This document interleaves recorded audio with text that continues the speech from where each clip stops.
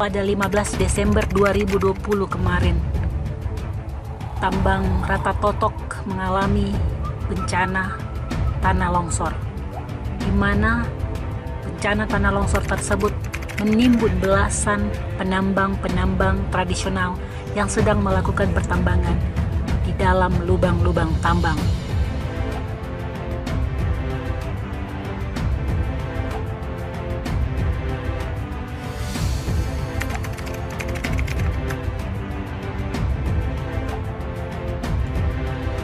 Tambang tradisional maupun tambang yang dikelola oleh alat-alat berat oleh pengusaha besar kini kembali beroperasi.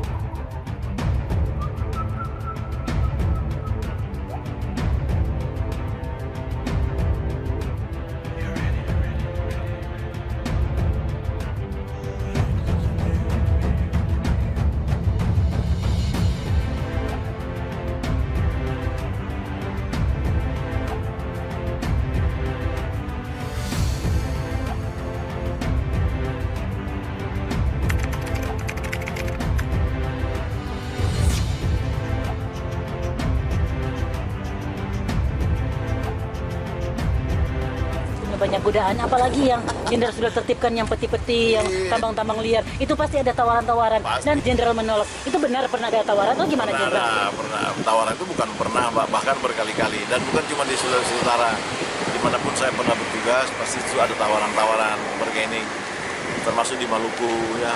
Bapak berani buka tambang kalau di Maluku bukan tawaran, tapi itu informasi yang saya terima dari wartawan-wartawan senior. Beliau mengatakan bahwa ya, kalau Kapolda mau cincai-cincai, sebenarnya itu dapatlah per bulan itu cukup besar lah, bisa bunyi-bunyi M. Per bulan nih, Jen? Iya. Kemudian kalau di Sulawesi Utara sendiri, Utara itu pengalaman empirik, itu langsung tawaran ke jenderal. Iya, seperti apa bisa kasih kesaksiannya? Terang-terangan itu mereka berani, kan kita so tutup ini.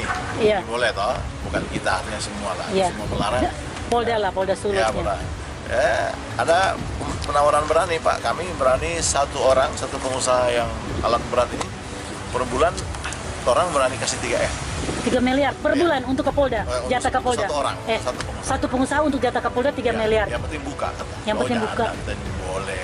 Itu doi paling 1-2 tahun so habis. Mar, kita punya nama baik tidak akan habis sampai dunia ini kiamat. Bukan nama buruk yang tidak akan habis, tapi anak cucu kita ini doa akan cerita, ini zaman Kapolda siapa ini dong ada buka ini. Sampai orang suka terima banjir ini dari mana-mana. So dapat ampas kalah apa? Orang Ahmed tuh ampas baik. Kok kasih ampas kalah apa orang zaman Kapolda siapa? Oh Royke ya. Oh pantas.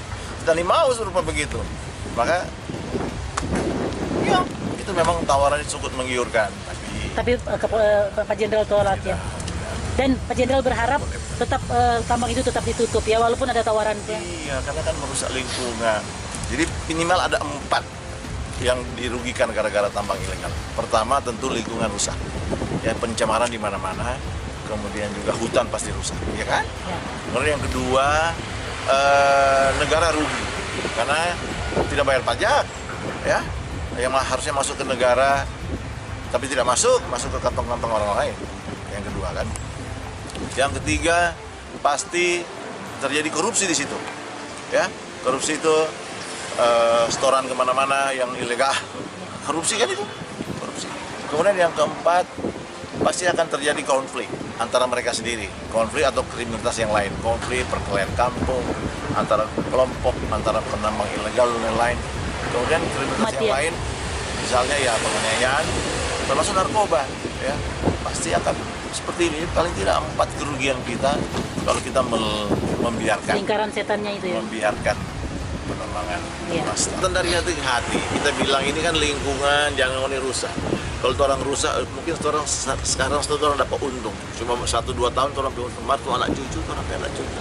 Orang generasi berikut 50, 100, 200 tahun ke depan kita harus jaga kelestarian. Ya, pembangunan yang berkelanjutan, lingkungan hidup yang berkelanjutan. Artinya lingkungan yang ada sesuaikan dengan daya tampung, daya dukungnya. Jangan semua itu semua babi itu orang lain kasih yang ini boleh serakah. Apalagi mengambilnya dengan cara-cara ilegal. Sedang yang legal saja kadang-kadang masih melanggar. Nanti sedangkan yang ada izin saja kadang-kadang masih curi-curi. Apalagi yang memang betul-betul ilegal. Itu cuma dari hati ke hati. Nah, jadi ketika saya menertibkan itu tidak ada pertumpahan darah loh. Bilang udah pulang turun di bawah itu mau turun baik. Memang salah satu kuncinya adalah memang situ kan namanya penambang ilegal itu ada dua di sana. Di mana-mana begitu. Ada yang tradisional, ada yang memang yang modal besar, iya, sama-sama ilegal. Pengusaha. Iya. Dan cara saya harus menertibkan yang pemodal besar dulu dong, biar yang lain. Notabene normalnya cuma tidak banyak dong, 5 orang, 6 orang paling itu pengusaha itu. Tapi yang ini banyak besar, ini tradisional. Kita kasih contoh dulu, yang ini harus ditertibkan dulu sebelum menertibkan yang kecil-kecil ini, walaupun banyak. Dukungan dari warga Sulawesi Utara terhadap sikap tegas Irjen Pol Royke Lumowa yang ketika itu menjabat sebagai Kapolda Sulawesi Utara terus berdatangan. Bahkan setiap tindakan tegas beliau selalu mendapat dukungan dari seluruh lapisan masyarakat dan dari jajaran Polda Sulawesi Utara.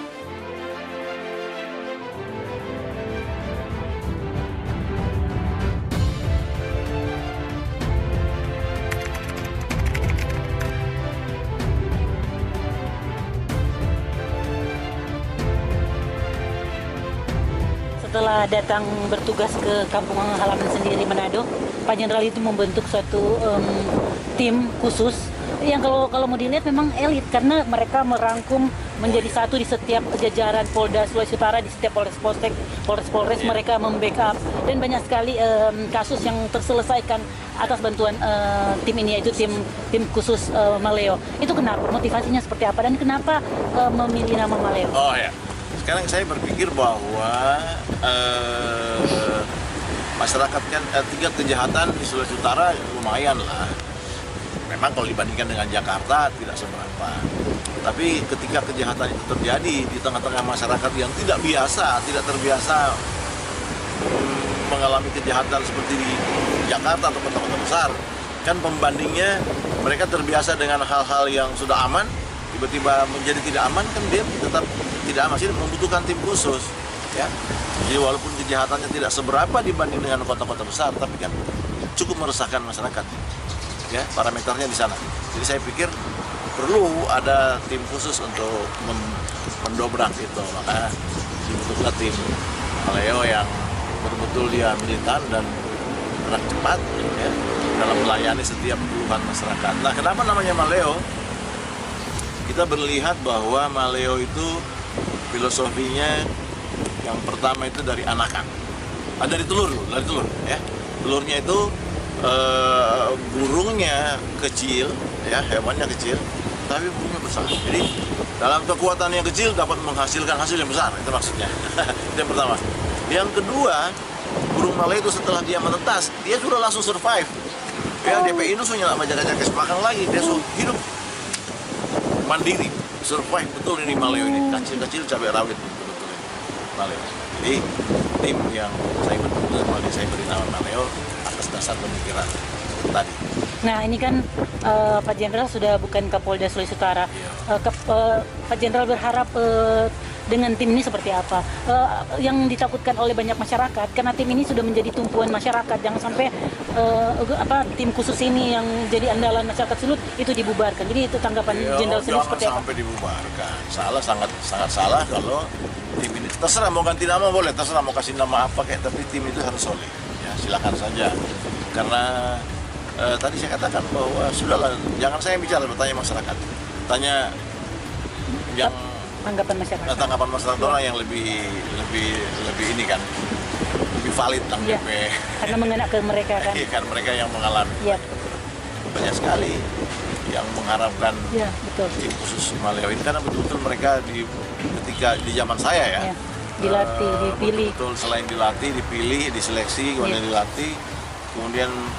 menjamin kesinambungannya, keberlanjutannya harus dijamin. Artinya jangan cuma kasih biar, sudah jangan dia berjalan sendiri.